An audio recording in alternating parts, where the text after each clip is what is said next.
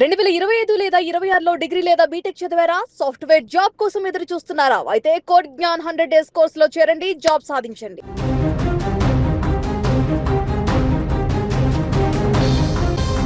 రాత్రి భోజనంలో బిర్యానీ, ఆ తర్వాత పుచ్చకాయ తిన్న తర్వాత ఒకే కుటుంబంలో నలుగురు మృతి చెందినటువంటి ఘటన, ఆ వార్త కొద్ది రోజుల క్రితం మరవక ముందే అచ్చం అలాంటి ఘటన ఇప్పుడు మరొకటి చోటు చేసుకుంది. మధ్యప్రదేశ్లోని షియోపూర్ జిల్లాలో ఈ ఘటన వచ్చింది.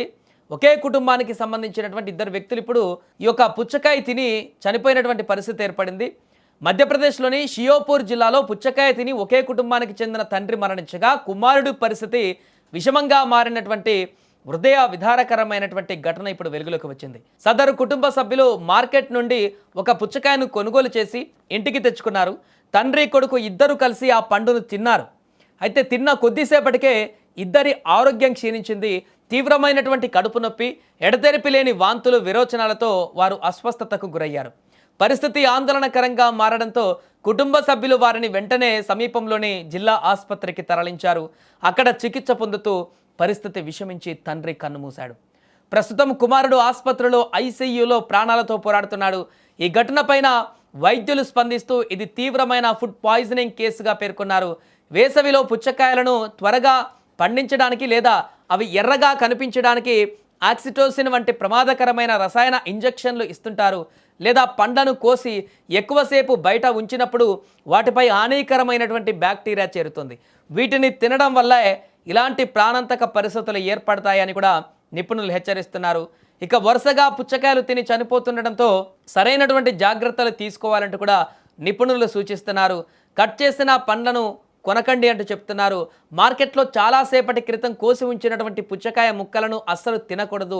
ఎల్లప్పుడూ పూర్తిగా ఉన్నటువంటి పండునే కొనుగోలు చేయాలి. ఇక పుచ్చకాయను కోసే ముందు దానిపై ఉన్న కెమికల్స్ మట్టి పోయేలా మంచి నీటితో శుభ్రం చేయాలి. ఇక పండు లోపల భాగం విపరీతమైనటువంటి ముదురు రంగులో ఉండి, ఎరుపు ముదురు రంగులో ఉండి గింజలు మాత్రము తెల్లగా ఉంటే దానిని ఇంజెక్షన్ ఇచ్చారని అర్థం చేసుకోవాలి. అలాంటి వాటిని తినకపోవడమే మంచిది. ఇక దానితో పాటు పుచ్చకాయను కోసిన వెంటనే తినాలి. ఫ్రిడ్జ్లో కూడా ఎక్కువ రోజులు, ఎక్కువ గంటలు కూడా కట్ చేసిన తర్వాత ఉంచకూడదంటూ కూడా చెప్తున్నారు. పుచ్చకాయను అలా ఉంచి తింటే అనారోగ్యం కూడా వచ్చేటువంటి అవకాశం ఉన్నట్టు చెప్తున్నారు. ఈ ఘటన వేసవిలో మనం తినే ఆహారం, పండ్ల విషయంలో ఎంత అప్రమత్తంగా ఉండాలో గుర్తు చేస్తుంది. ఏదైనా పండు తిన్న తర్వాత అసౌకర్యంగా అనిపిస్తే వెంటనే వైద్యులను సంప్రదించడం కూడా చాలా ఉత్తమం. గత కొద్ది రోజుల క్రితమే ఒక కుటుంబం మొత్తం కూడా బిర్యానీ తిన్న తర్వాత పుచ్చకాయ తిని చనిపోయినటువంటి ఘటన మరవక ముందే దానికి సంబంధించి కారణాలు ఇతరత్ర ఫుడ్ పాయిజనింగ్ ఏదైనా కూడా పుచ్చకాయ అనేటువంటి అంశము వైరల్గా మారినటువంటి వార్త అందరినీ భయాందోళనకు గురిచేస్తే ఇప్పుడు తాజాగా మరొకటి అలాంటి ఘటన ఇప్పుడు బయటికి రావడము సంచలనంగా మారింది.